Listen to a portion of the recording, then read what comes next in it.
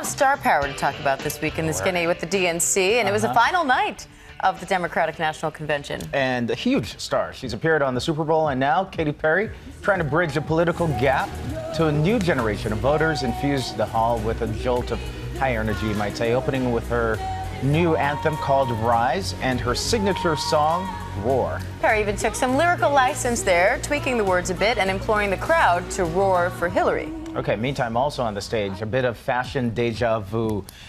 Does that look familiar, that dress?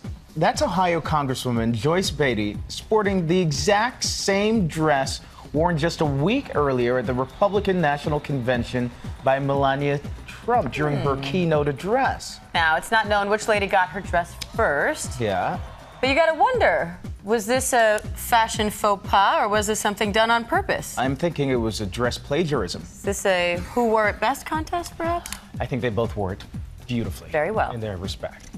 Next, to some bombshell news from the gold standard in children's television program. 3 men who have touched the lives of 2 generations of children on Sesame Street have now been let go after more than 40 years on the show. We're talking about 84-year-old Bob Mcgrath, who was a charter cast member when the show premiered in 1969 as Bob the music teacher.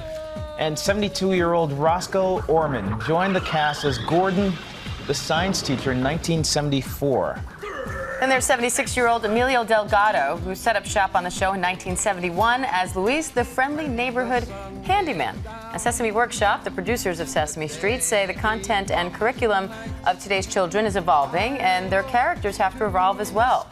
But reports claim that the show will try to appeal to more tech-savvy kids. And props for the lower third that said F is for fired. Good job. HBO, which starts airing Sesame Street this year, insists it has nothing to do with the production of the show. A statement from Sesame Workshop said the 3 men will continue to represent the show at public events. And finally, we're seeing the softer side of The Rock. Dwayne "The Rock" Johnson has shared this photo of himself on Instagram, jumping in to diaper duty for a 7-month-old daughter, Jasmine. Okay, it happened on board the star's private jet, and Johnson captioned the photo, quoting here, "Regardless of where we're at, when number 2 happens with my baby girl, I'm the number 1 man for the job." Hashtags working man. Daddy's got you. Just keep playing with your toys, Mama. I will deal with back spasms later. That's good on The Rock. Absolutely. All dads need to change a few diapers.